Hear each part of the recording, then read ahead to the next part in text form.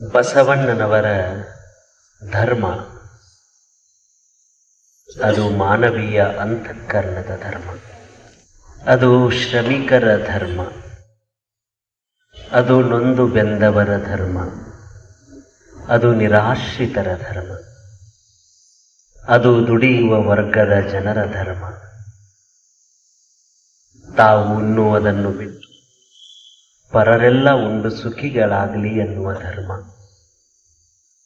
ಒಬ್ಬನೇ ದೇವರು ಎಂದು ಆರಾಧಿಸುವ ಧರ್ಮ, ವಚನಗಳೇ ನಮ್ಮ ಪ್ರಾಣವೆಂದು ಜೀವನ ನಡೆಸುವ ಜೀವನ ಧರ್ಮ, ರೈತನ ಕೃಷಿ ಧರ್ಮ, ಕಾರ್ಮಿಕನ ಕಾರ್ಯದ ಧರ್ಮ, ವಾರಸುದಾರರಾದ ನಾವುಗಳು ವಚನಗಳನ್ನೆಲ್ಲ ನಾವೆಲ್ಲ ಪಠಣ ಮಾಡಬೇಕು, ವಚನಗಳನ್ನ ಬದುಕಬೇಕು, ವಚನಗಳೇ ಉಸಿರಾಗಬೇಕು. ಎಷ್ಟೋ ಕಷ್ಟಪಟ್ಟು ನಮ್ಮ ಮುಂದೆ ಉಳಿಸ್ಯಾರ. ತಿಗಣೆಗಳನ್ನು ಜಿರಳೆಗಳನ್ನು ಕಡಿಸಿಕೊಂಡು ಉಳುವಿಯ ಮಾರ್ಗವನ್ನೇ ಬದಲಾವಣೆ ಮಾಡಿ, ಹರಿಯುವ ನೀರಿನ ನದಿಯ ಮಾರ್ಗವನ್ನೇ ಬದಲಾವಣೆ ಮಾಡಿ ವಚನ ಕಟ್ಟುಗಳನ್ನು ನಮ್ಮೆಲ್ಲರ ಕೈಗೆ ಕೊಟ್ಟು ಹೋಗಿದ್ದಾರೆ. ಇವತ್ತು ಅಂತಹ ಅಮೂಲ್ಯ ಆಸ್ತಿಯ ಒಡೆಯರಾಗಿದ್ದೀವಿ. ಆದರೂ ನಮ್ಮ ಅರಿವಿಗೆ ಬರ್ತಾ ಇಲ್ಲ. ಅದಕ್ಕಾಗಿ ನಾವು ಬಡವರಾಗಿದ್ದೀವಿ. ಅಲ್ಲಮ ಹೇಳ್ತಾನೆ, ಜ್ಯೋತಿ ಕಂಡ ಇರಲು ಕತ್ತಲೆ ಕಂಡ, ನಿಧಾನ ಕಂಡ ಇರಲು ಬಡತನ ಕಂಡ, ಪ್ರಸಾದ ಕಂಡ ಇರಲು ಪ್ರಳಯ ಕಂಡ, ಗುಹೇಶ್ವರ ಕಂಡ ಭ್ರಾಂತು ಕಂಡ, ಜ್ಯೋತಿ ಕಂಡ ಇರಲು ಕತ್ತಲೆ ಕಂಡ. ಎಲ್ಲರ ಕೈಗಳಿಗೆ ವಚನ ದೀಪವನ್ನ ನಮ್ಮವರು ಕೊಟ್ಟು ಹೋದರು. ನಮ್ಮೆಲ್ಲರ ಕೈಗೆ ಆರಲಾರದ ಆರತಿ, ವಚನದ ಆರತಿಯನ್ನ ಇಟ್ಟು ಹೋದರು. ಆ ವಚನದ ಆರತಿಯನ್ನ ಕೈಯಲ್ಲಿ ಹಿಡಿದುಕೊಂಡು ಕತ್ತಲ ಐತೆಂತೀವಲ್ಲ, ಯಾಕಂಗ ನಾಕತ್ತೀವಂದ್ರ ದೀಪದ ತಪ್ಪಲ್ಲ, ವಚನ ದೀವಟಗಿಯ ತಪ್ಪಲ್ಲ, ಕತ್ತಲೂ ಇಲ್ಲ, ಬೆಳಕನ್ಯಾಗ ನಿಂತ ಕತ್ಲನ್ನಕತ್ತೀವಿ. ಕಾರಣ ಕಣ್ಣು ಮುಚ್ಚಿ. ಜ್ಯೋತಿ ಕಂಡ ಇರಲು ಕತ್ತಲೆ ಕಂಡ. ಜ್ಯೋತಿ ಅದ, ವಚನ ಚಿಜ್ಯೋತಿ ಅದ, ಅನುಭಾವದ ಜ್ಯೋತಿ ಅದ, ಲಿಂಗವಂತ ಧರ್ಮದ ದಿವ್ಯವಾದ ಜ್ಯೋತಿ ಕೈಯಾಗಿ ಹಿಡ್ಕೊಂಡು ಕತ್ತಲಾಗೈತಂತ ಅಳಾಕತ್ತೀವಲ್ಲ, ಜ್ಯೋತಿ ತಪ್ಪಲ್ಲ, ನಾವು ಕಣ್ಣು ಮುಚ್ಚಿದೀವಿ. ಕಣ್ಣು ತೆರಸಾಕ ತೋಂಟದ ಸಿದ್ಧಲಿಂಗ ಯತಿಗಳ ಜೊತೆಗೆ 101 ವಿರಕ್ತರು ಬಂದರು. ಅವಾಗಟ್ಟು ತೆಗೆದಂಗೆ ಮಾಡಿದೀವಿ. ಆಮೇಲೆ ಹಳಕಟ್ಟಿ ಶರಣರು ಬಂದರು, ಹರಡೇಕರ್ ಮಂಜಪ್ಪನವರು ಬಂದರು, ಉತ್ತಂಗಿ ಚೆನ್ನಪ್ಪ ಶರಣರು ಬಂದರು. ಅವಾಗೊಂದಿಷ್ಟು ತೆಗೆದಂಗೆ ಮಾಡಿದೀವಿ, ಮತ್ತೆ ಮುಚ್ಚಿದೀವಿ. ಆಮೇಲೆ ಲಿಂಗಾನಂದ ಮಹಾಸ್ವಾಮಿಗಳು ಬಂದರು, ಆಮೇಲೆ ಬಸವ ತತ್ವನಿಷ್ಠ ಸ್ವಾಮಿಗಳು ಬಂದರು. ಹಾಗೂ ತೆಗೆದಂಗೆ ಮಾಡಿ ಮುಚ್ಚಿದ್ದೀವಿ. ಇನ್ನು ಮುಚ್ಚಿದ್ರೆ ನಿಮ್ಮನ್ನು ಮುಚ್ಚೋದಾಕತ್ತೆ ಅಂತ ಹೇಳಿ ಲಿಂಗವಂತ ಧರ್ಮದ ಸ್ವಾತಂತ್ರ್ಯಕ್ಕಾಗಿ ಪ್ರಾತಿನಿಧ್ಯವನ್ನ ಮಾನ್ಯತೆ ಪಡೆಯುವ ಸಲುವಾಗಿ ನಮ್ಮ ಹೋರಾಟ ಶುರುವಾಯಿತಲ್ಲ.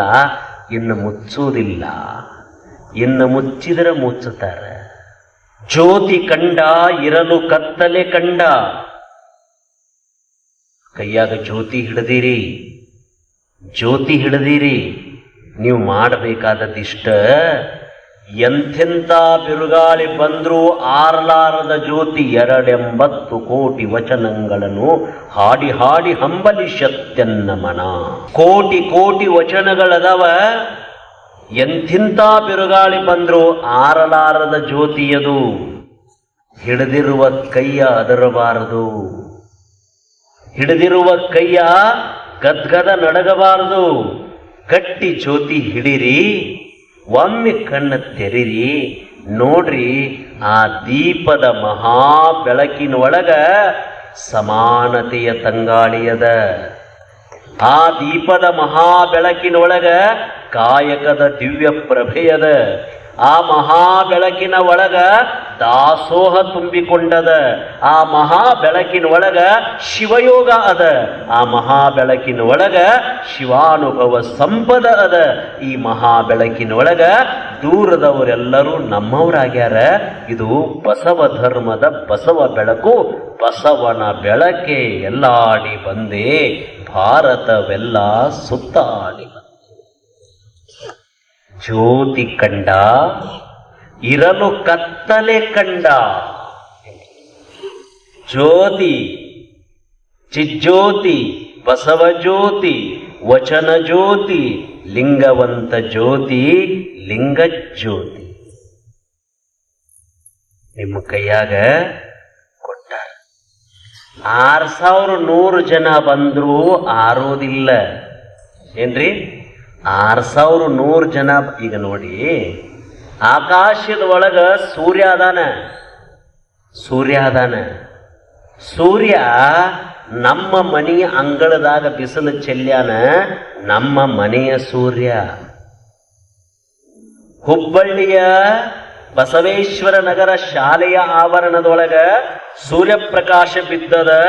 ಇಲ್ಲಿಯ ಸೂರ್ಯ, ಹುಬ್ಬಳ್ಳಿಯ ಸೂರ್ಯ, ಭಾರತದ ಸೂರ್ಯ, ಜಗತ್ತಿನ ಸೂರ್ಯ. ಸೂರ್ಯ ಒಬ್ಬನ ಹೆಂಗೋ ಹಂಗ ಲಿಂಗಾಯತ ಧರ್ಮಕ್ಕೆ ಬಸವ ಭಾಸ್ಕರನೊಬ್ಬ.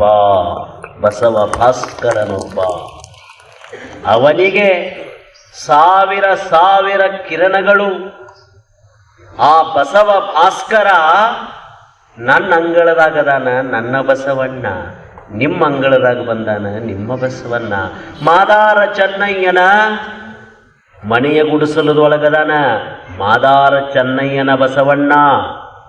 ಹಡಪದ ಅಪ್ಪಣ್ಣನ ಹಸಿವೆಯ ಕಾಯಕದೊಳಗದಾನ, ಅವನ ಬಸವಣ್ಣ. ಒಬ್ಬನ ಸೂರ್ಯ 1000 ಕೊಡ. ಕುಂಭ ಸಹಸ್ರ ಅಂದಿಲ್ಲ ಶರಣರು? ಕುಂಭ ಸಹಸ್ರ ಬಿಂಬಿಸಿ ತೋರುವ ಸೂರ್ಯನೊಬ್ಬನಲ್ಲದೆ ಮತ್ತೆ ಹಲವರುಂಟೆ. ಕುಂಭ ಸಹಸ್ರ ಉದಕದೊಳಗೆ ಬಿಂಬಿಸಿ ತೋರುವ ಸೂರ್ಯನೊಬ್ಬನಲ್ಲದೆ ಮತ್ತೆ ಹಲವರುಂಟೆ. 1000 ಕೊಡ ಅದಾವ, ಸೂರ್ಯ ಒಬ್ಬದಾನ. ಎಲ್ಲರ ಕೊಡದೊಳಗ ಸೂರ್ಯ ಕಂಡಾನ. ನನ್ನ ಹೊತ್ಕೊಂಡಿದ್ದೀನಿ, ನನ್ನ ಕೊಡದಾಗ ಸೂರ್ಯ, ನಿಮ್ಮ ಕೊಡದಾಗ ಸೂರ್ಯ. ಸೂರ್ಯ ಒಬ್ಬನ ಅದಾನ. ಎಲ್ಲರಿಗೂ ಬೇಕಾದ ಸೂರ್ಯ ಒಬ್ಬನ ಅದಾನ. ಎಲ್ಲರಿಗೂ ಬೇಕಾದ ಸೂರ್ಯನೇ ಬಸವ ಸೂರ್ಯ, ಬಸವ ಭಾಸ್ಕರ, ವಚನ ಭಾಸ್ಕರ. ಆ ಬಸವ ಭಾಸ್ಕರನು ಕೊಟ್ಟ ಬೆಳಕು ಅದು ಮಹಾ ಬೆಳಕು. ಆ ಮಹಾ ಬೆಳಗು ಎಲ್ಲರೂ ನೋಡುವ ಕಾಲ ಬಂದದ. ಅದು ಸನ್ನಿಹಿತ ಆಗ್ಯದ. ಅದನ್ನು ಇಟ್ಕೊಂಡು ಯಾವ ಗಾಳಿ ಬೀಸಿದ್ರೂ ಆರಲಾರದ್ದು. ನಿಮ್ಮ ಹಿಡಿಯುವ ಕೈ ಮಾತ್ರ ಗಟ್ಟಿ ಇರಬೇಕು. ಆ ದೀಪವನ್ನು ಹಿಡಿಯುವ ಕೈಯ ಗಟ್ಟಿ ಇರಬೇಕು. ಹುಲಿ ಹುಲಿ ಹತ್ತರ ಬಿಟ್ರೆ ಅದನ್ನು ಎದರಾಗ ತೆಗೆದಿಡಬೇಕಂದ್ರೆ ಬಂಗಾರದ ಪಾತ್ರೆ ಒಳಗೆ ಮಾತ್ರ ಹುಲಿ ಹಾಲು ನಿಲ್ಲುತ್ತದ. ಉಳಿದೆಲ್ಲ ಪಾತ್ರೆ ಒಳಗೆ ಹುಲಿ ಹಾಲು ಹಾಕಿದ್ರೆ ಒಡೆದು ಹೋಗ್ತದೆ. ಪಾತ್ರೆ ಒಡೆದು ಹೋಗ್ತದೆ, ಹಾಲಲ್ಲ ಪಾತ್ರೆ. ಅಷ್ಟ ಇರ್ತದ, ಹುಲಿನ ಅಷ್ಟದ ಏನ್ರಿ? ಹಂಗ ಇದನ್ನ ಇಟ್ಕೊಳ್ತಕ್ಕಂಥದ್ದು ಬಹಳ ಗಟ್ಟಿ ಹೃದಯ ಬೇಕು. ಮನಸ್ಸ ಬಹಳ ಹಣ್ಣಾಗಬೇಕು. ಹೆಂಗ ಹಣ್ಣಾಗಬೇಕಂದ್ರೆ ನಂಬಬೇಕು. ನಮ್ಮ ಧರ್ಮ ಗ್ರಂಥ ವಚನ ಸಾಹಿತ್ಯ ಎನ್ನುವ ನಂಬಿಕೆ ಬೇಕು. ನಮ್ಮ ಧರ್ಮಗುರು ಬಸವಣ್ಣನೇ ಅಂತ ನಂಬಿಕೆ ಬೇಕು. ನಮ್ಮ ಮನೆಯ ದೇವರು ಒಂದೇ. ನಾವು ಎದೆಯ ಮೇಲೆ ಕಟ್ಟಿಕೊಂಡ ಇಷ್ಟಲಿಂಗ ನಮ್ಮ ದೈವ ಸಮಾನ. ಅದನ್ನು ಕಟ್ಟಿಕೊಂಡು ತಿರುಗಾಡುವ ದೇವಸ್ಥಾನಗಳು ನಾವು ಎನ್ನುವ ನಂಬಿಕೆ ಬೇಕು. ದೇವಸ್ಥಾನಕ್ಕೆ ತಿರುಗಾಡೋದಲ್ಲ, ನಾವ ದೇವಸ್ಥಾನ. ಕಾಲೇ ಕಂಬ, ದೇಹವೇ ದೇಗುಲ, ಶಿರವೇ ಹೊನ್ನ ಕಳಶವಯ್ಯ, ಸ್ಥಾವರಕ್ಕಳಿ ಉಂಟು ಜಂಗಮಕ್ಕಳಿವಿಲ್ಲ. ಇದು ತಲೆ, ಇದು ಜ್ಞಾನದ ತಲೆ. ಇದನ್ನು ಹೊನ್ನ ಅಂದ್ರು, ಇದು ಹೊನ್ನ ಕಳಶ ಅಂದ್ರು. ಇದಕ್ಕೆ ಹೊನ್ನ ಕಳಶ ಅಂದ್ರು. ಯಾರುವ ಮಾತು ಕೇಳಿ ತಲಿ ತಿಪ್ಪಿ ಮಾಡ್ಕೊಂಡಿವಿ. ಡಸ್ಟ್ಬಿನ್ ಆಗಿ ಅದು ತಲಿ ಆಗಿಲ್ಲೇನ್ರಿ? ಅವ್ರು ಹೇಳಿದ್ದು ಒಪ್ಕೊಂಡಿವಿ, ಅವ್ರು ಹೇಳಿದ್ದು ಒಪ್ಕೊಂಡಿವಿ, ಇವ್ರು ಹೇಳಿದ್ದು ಒಪ್ಕೊಂಡಿವಿ. ತಲಿ ಡಸ್ಟ್ಬಿನ್ ಆಗ್ಯದ. ಬಸವಣ್ಣನವ್ರಂತಾರ, ತಲಿ ಡಸ್ಟ್ಬಿನ್ ಮಾಡ್ಕೋಬೇಡ್ರಿ, ತಲಿ ಬಂಗಾರದ ಕಳಶ. ಕಾಲ ಕಂಬ, ದೇಹ ದೇಗುಲ, ಇದು ಶಿರ ಹೊನ್ನ ಕಳಶ, ಇದು ಬಂಗಾರದ ಕಳಶ. ಇದನ್ನ ಹಿಂಗ ಬದುಕಬೇಕು. ಇನ್ನು ನಾವು ಜಾಗೃತರಾಗಬೇಕು. ಒಬ್ಬನೇ ದೇವರು, ಧರ್ಮಗ್ರಂಥ, ಧರ್ಮಧ್ವಜ, ಅಷ್ಟ ಆವರಣ, ಪಂಚ ಆಚಾರ, ಷಟ್ಸ್ಥಲ, ಇವುಗಳ ಪರಿಪೂರ್ಣ ಜ್ಞಾನ ನಮಗೆ ಬಂದ್ರೆ ನಮ್ಮಷ್ಟು ಶ್ರೀಮಂತರಿನ್ನಾರದರ. ಇಂಥ ಭವ್ಯ ಶ್ರೀಮಂತಿಕೆಯ ಒಡೆಯರಾಗಿ ಬಡವರಾಗಿದ್ದೇವೆ. ಅಲ್ಲಮ್ಮ ಹೇಳ್ತಾನ, ನಿಧಾನ ಕಂಡ ಇರಲು ಬಡತನ ಕಂಡ. ನಿಧಾನ ಕಂಡ ಸಂಪತ್ತದ ಒಂದು ದೊಡ್ಡದೊಂದು ರಸ್ತೆ. ರಸ್ತೆಯ ಪಕ್ಕದಲ್ಲಿ ಒಬ್ಬ ಭಿಕ್ಷುಕ ಒಂದು ಚಾಪೆಯನ್ನು ಹಾಸಿಕೊಂಡು ಭಿಕ್ಷೆ ಬೇಡುತ್ತಿದ್ದ. ಹೋಗುವ ದುಡಿಯಕ್ಕೆ ಶಕ್ತಿ ಇತ್ತು, ಆದರೂ ಭಿಕ್ಷೆ ಬೇಡುತ್ತಿದ್ದ. ಹೋಗೋರಿಗೆ ಬರೋವ್ರಿಗೆ ಎಲ್ಲ ಭಿಕ್ಷೆ ಕೇಳುತ್ತಿದ್ದ. ಎಷ್ಟು ವರ್ಷಗಳ ಕಾಲ ಭಿಕ್ಷೆ ಕೇಳಿದ್ದ? 20-25 ವರ್ಷಗಳ ಕಾಲ ಭಿಕ್ಷೆ ಕೇಳಿದ್ದ. ಅದ ಚಾಪಿ ಮ್ಯಾಗ ಅದ ಒಂದ ಜಾಗದಾಗ ಭಿಕ್ಷೆ ಕೇಳಿದ್ದ. 25 ವರ್ಷ ಆಯಿತು. ಏನೋ ಅವನು ಸತ್ತ. ಅವನನ್ನ ಇಲ್ಲೇ ಕುಂತ ಭಿಕ್ಷಾ ಬೇಡ್ಯಾನ, ಇವನಿಲ್ಲೇ ಸಮಾಧಿ ಮಾಡೋನು ಅಂತ ಹೇಳಿ ಎಲ್ಲ ಅಲ್ಲಿರೋರೆಲ್ಲ ಪರಿಚಯ ಆಗಿದ್ದು ನಾವು ಭಿಕ್ಷುಕ. ಅವರು ಅದ ಜಾಗದಾಗ ನೆಲ ತೋಡಿದ್ರು. ಮೊದಲ ಚಾಪಿ ಸರಿಸಿದ್ರು. ಚಾಪಿ ಏನು ಇಟ್ಕೊಂಡಿದ್ದಲ್ಲ ಕೆಳಗಿದ್ದ ಚಾಪಿ ನೋಡ್ತಾರ, ಲಕ್ಷ ಹಣ ಚಾಪಿ ಕೆಳಗೆ ಭಿಕ್ಷಾ ಬೇಡಿದ್ದ. ಸುಮಾರು ವರ್ಷಗಳ ಕಾಲ ಬೇಡಿ ತಂದ ಭಿಕ್ಷೆಯ ಹಣ ಚಾಪಿಯ ಕೆಳಗಡೆ ಲಕ್ಷ ಹಣ. ತಗ್ಗು ತೋಡ್ತಾರ, ಆ ತಗ್ಗಿನ ಒಳಗಡೆ ಬಂಗಾರದ ಕೊಪ್ಪರಿಗೆಯ ಮೇಲೆ ಕುಳಿತು ಲಕ್ಷ ಹಣದ ಮೇಲೆ ಚಾಪೆ ಹಾಸಿ ಕುಳಿತು ಭಿಕ್ಷೆ ಬೇಡುತ್ತಿದ್ದಾನಲ್ಲ ಭಿಕ್ಷುಕ. ಹಾಗಾಗಿದೆ ನಮ್ಮ ಸ್ಥಿತಿ. ನಿಧಾನ ಕಂಡ ಇರಲು ಬಡತನ ಕಂಡ. ವಚನ ಶಾಸ್ತ್ರ ಎನ್ನುವ ಅದ್ಭುತವಾದ ಸಂಪತ್ತು ನಮ್ಮ ಕೈ ಒಳಗದ. ತಾಯಿ, ನಿಮಗೊಂದು ಮಾತು ಹೇಳ್ತೀನಿ, ಕೇಳಿ ಮಾತು. ಈಗ ನಿಮ್ಮ ಗಂಡ ನಿಮ್ಮ ಹತ್ತರ ಬಂದು ಮಂಚದ ಮೇಲೆ ಕೂತ್ಕೊಂತಾನೆ. ಏನು 10-15 ವರ್ಷ ಆಯಿತು ನಾನು ನೀನು ಮದುವೆಯಾಗಿ, ಇದುವರೆಗೆ ನೀನು ನನ್ನನ್ನೇನೂ ಬೇಕು ಅಂತ ಕೇಳಿಲ್ಲ. 15ನೇ ವರ್ಷ ಆ್ಯನಿವರ್ಸರಿ ನಾಳೆ ನಂದು ನಿಂದು. ಅದಕ್ಕಾಗಿ ನಿನಗೇನು ಪ್ರೀತಿ, ನಿನಗೇನು ಆಸಕ್ತಿ ಇದೆ ಕೇಳು, ನಾನು ಕೊಡ್ತೀನಿ ಅಂತ. ಒಂದು ವೇಳೆ ನಿಮ್ಮ ಯಜಮಾನ ನಿಮ್ಮನ್ನು ಕೇಳಿದಂತರ ನೀವು ಏನು ಕೇಳಬಹುದು?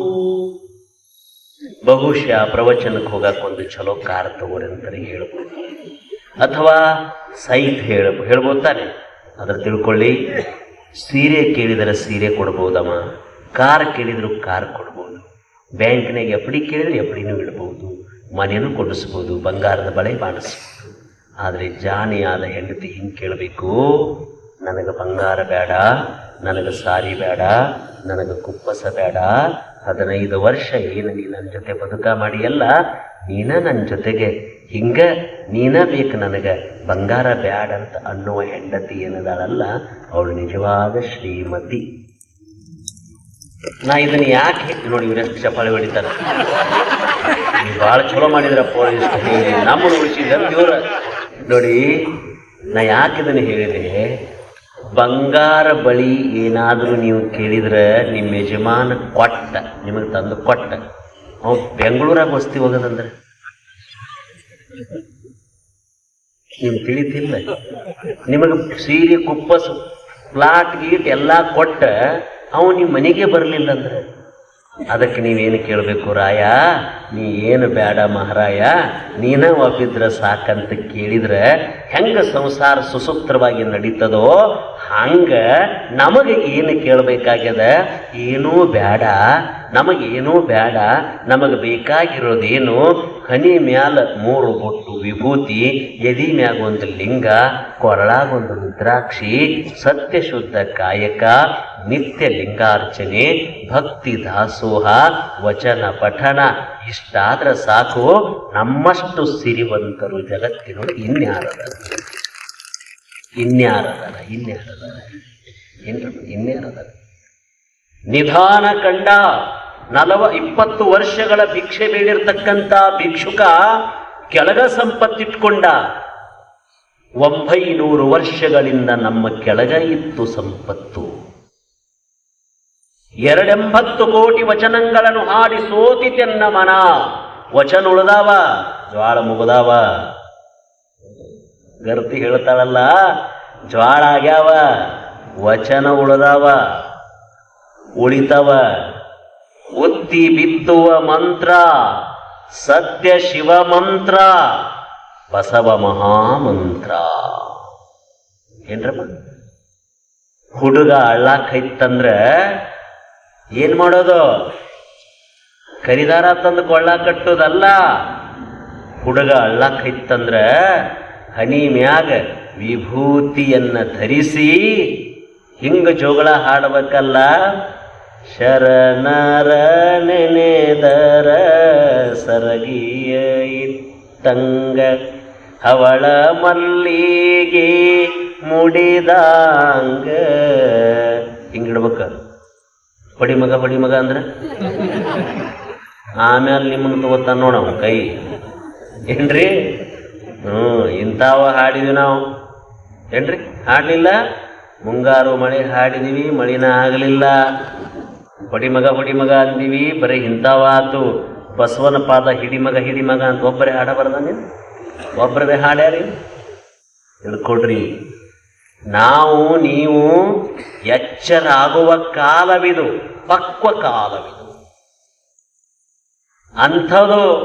ಅಂಥ ಪ್ರಾರ್ಥನೆಗಳು ನಮ್ಮ ಜೀವಾಳ ಆಗಬೇಕು. ಕೂಸು ಅಳಕೈತಂದ್ರೆ ಹನಿಗೆ ವಿಭೂತಿ ಧರಿಸ್ಬೇಕು. ತಾಯಿ ಬಸವ ಗೀತೆಗಳನ್ನು ಹಾಡ್ತಾ, ವಚನ ಗೀತೆಗಳನ್ನು ಹಾಡ್ತಾ ಶುರು ಮಾಡಬೇಕು.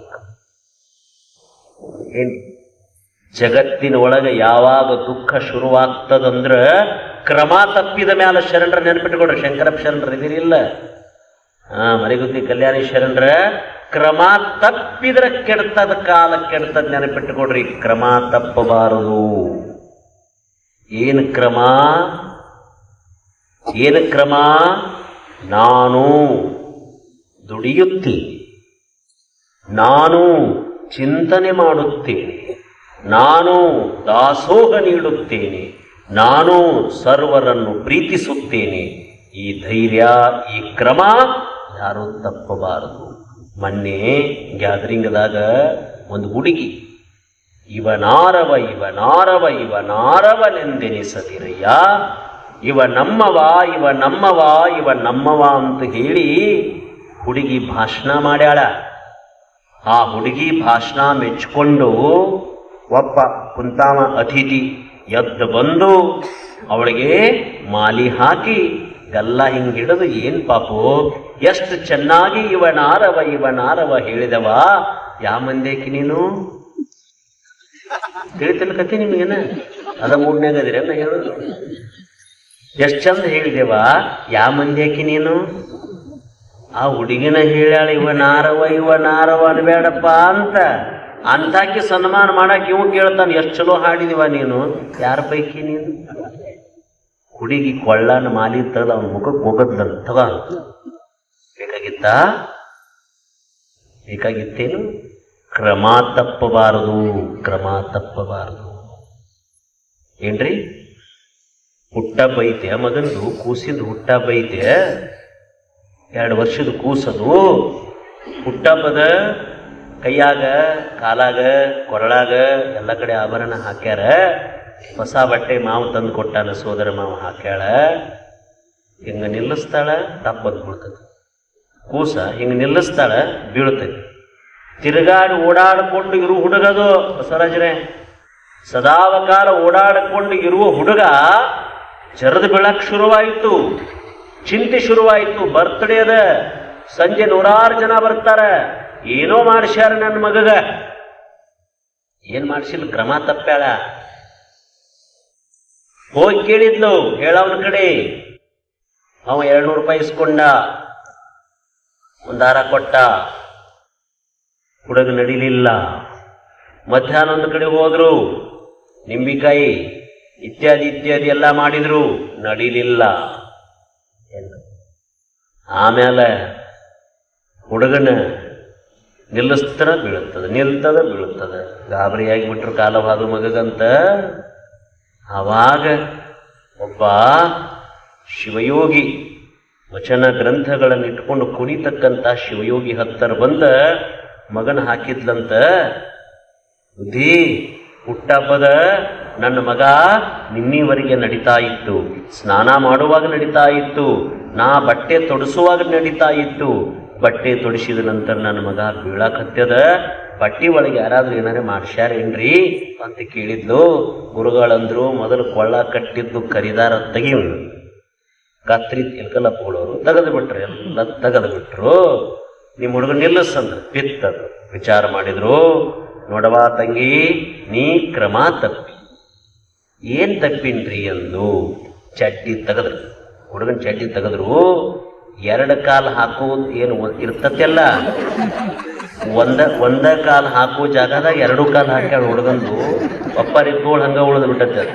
ಮತ್ತೆ 2 ಕಾಲು ಒಂದ್ರಾಗ ಹಾಕಿದ್ರೆ ಹೆಂಗ್ ನಡೀತೈತಿ? ಅದು ನಡೀತೈತೇನ್ರಿ? ಹುಡುಗ ಬೀಳಾಕತ್ತದ, ಕ್ರಮ ತಪ್ಪದ. ನೀವು ದಾರ ಮಾಡಿಸಿದ್ರೆ, ನಿಂಬಿಕಾಯಿ ಮಾಡಿಸಿದ್ರೆ, ಇತ್ಯಾದಿ ಮಾಡಿದ್ರೆ ಕೆಲಸ ಆಗೋದಿಲ್ಲ. ನಮ್ಮ ಶರಣರದಾರ ನೋಡಿ ಏನ್ರಿ, ಇವರು ನಾವು ಶಾಪುರ ಏನ್ರಿ, ನಾವು ಶಾಪುರ ಒಬ್ಬರು ಭಕ್ತರ ಮನೆಯಾಗಿದ್ದೀವಿ. ಅವ್ರ ಮನ್ಯಾಗ ಮನೆ ತುಂಬ ನಿಂಬಿಕೆ ಕಟ್ಟಿದ್ರು. ಇವ್ರು ಬಂದ್ರು, ಏನ್ರಿ ಶರಣರ, ಇವ್ರ ಮನ್ಯಾಗ ನೀವು ಅದಿರಿ, ಒಂದು ತೆಗೆಸ್ಬೇಕಲ್ಲ ಅಂದ್ರು. ನಾ ಗಿಟ್ಟದನ್ರಿ, ನಾನು ನೆಲಕ್ಕೊಲ್ಲು, ನೀವು ಎತ್ತರದಿರಿ ಬರ್ರಿ ಅಂದೆ ನಾನು. ಅದಕ್ಕೆ ಇಬ್ರು ಕೂಡೆ ತೆಗ್ದೀವಿ. ಅವನ ತೆಂಗಿನಕಾಯಿ ಇದ್ದು ಅವನು ತೆಗ್ದೀವಿ. ಎಲ್ಲ ತೆಂಗಿನಕಾಯಿ ತೆಗೆದು ಅವ್ರ ಮನೆಗೆ ತೆಂಗಿನಕಾಯಿ ಒಯ್ದು ಒಳಗಿಂದ ಇಟ್ಟಕ್ಕೆ ತೆಗೆದು ಅದನ್ನು ನಾವು ಉಂಡಿ ಮಾಡಿ ಇಬ್ರು ತಿಂದೀವಿ ಅಂತ ಹೇಳಿ ಇಬ್ರು ಇಲ್ಲಿ ಬಂದು ಕೂತೀವಿ ನೋಡಿ. ನಮ್ಗೇನಾರು ಆಗೈತೇನ್ರಿ? ಏನಾಗ್ತದೆ? ಗಟ್ಟಿ ಆಗ್ತದೆ.